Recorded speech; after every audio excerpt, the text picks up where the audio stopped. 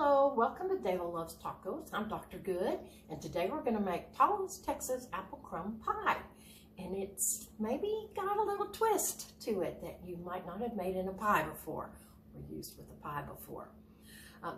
As usual, the recipes are going to be in the comments on the YouTube channel, Dava Loves Tacos, and so if you subscribe to that, you won't miss any recipes. We've got the coconut cake recipe coming up before the holidays, and we've had a lot of requests for that, so that way you'll be notified.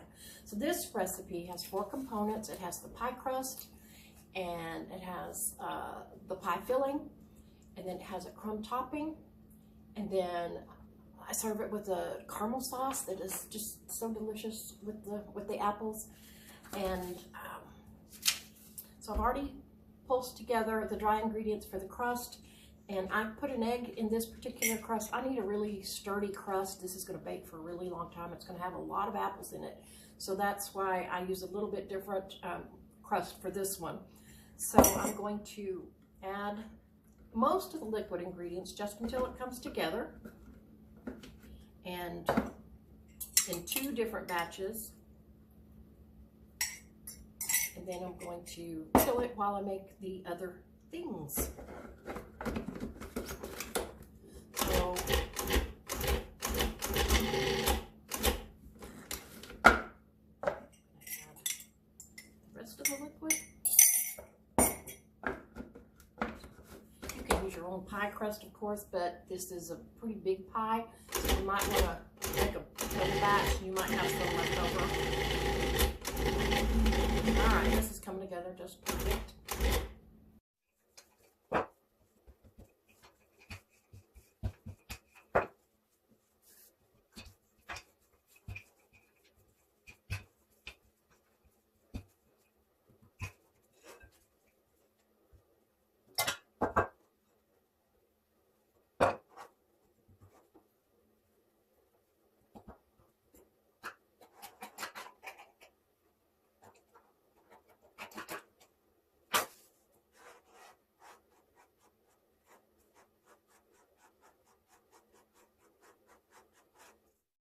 I'm going to make the crumb topping here in the same bowl that I made the crust in.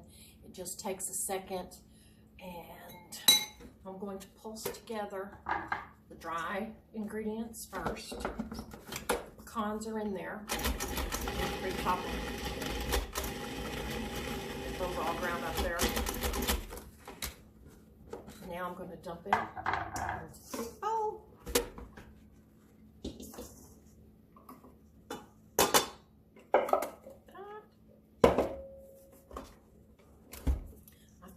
Sticks of butter melted. I put the vanilla in with this because they're both liquids and it'll be a little bit easier to do. So I'm going to add it in batches.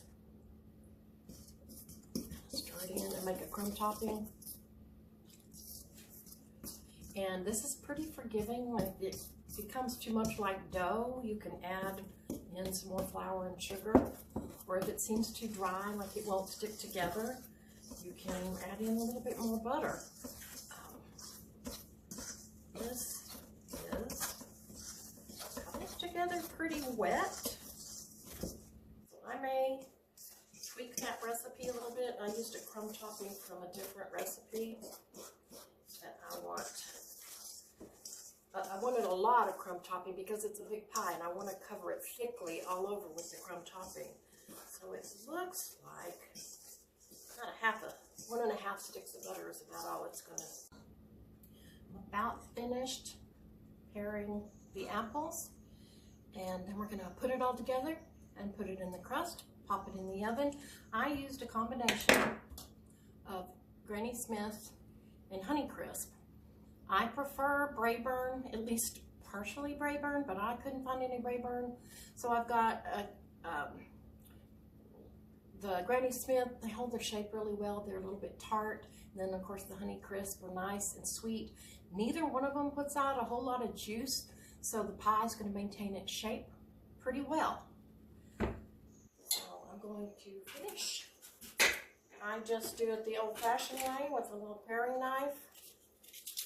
And I'm cutting each piece into 3 or 4 pieces. Kind of depends on the size of the apple. We'll toss it all together. This particular recipe does not have a lot of sugar in it. That way the flavor of the apple comes through. You can add more sugar if you need to.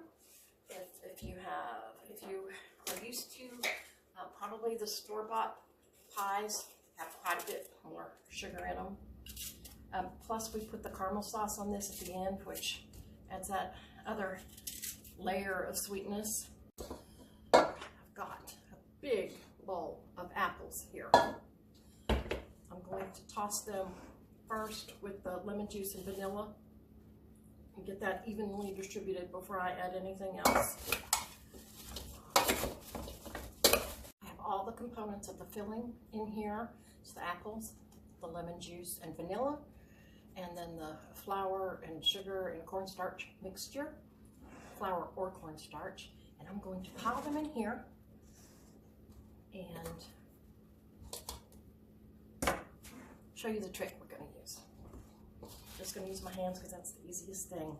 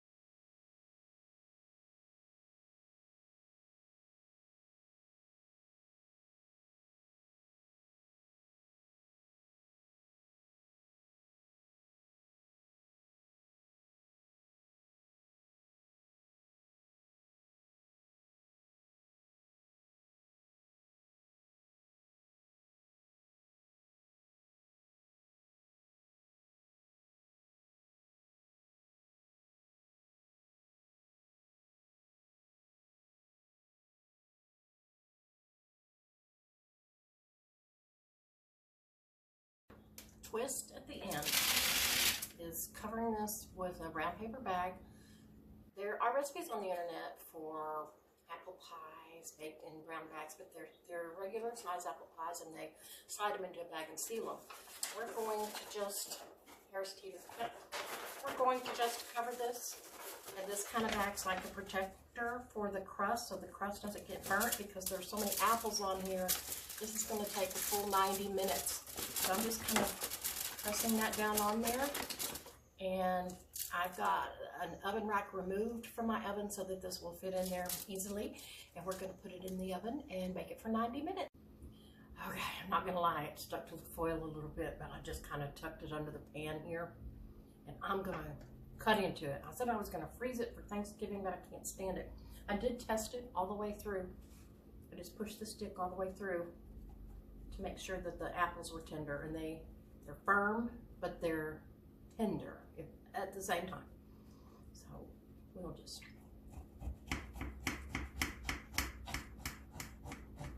and this smells like apples. It doesn't smell like cinnamon or pastry or anything. It just has almost an apple juice or apple cider aroma, which is kind of what you're going for when you make an apple pie. I have seen recipes that called for 0 cinnamon, and I kind of admire that because sometimes cinnamon kind of hogs all the attention. Okay, let's see if we can get this piece out of here. It's probably going to end up looking like cobbler, but man, it smells absolutely heavenly. Got the caramel sauce ready to put on it.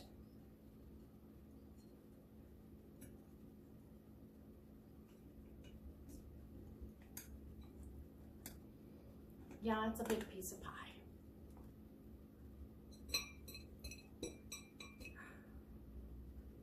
Beautiful. And now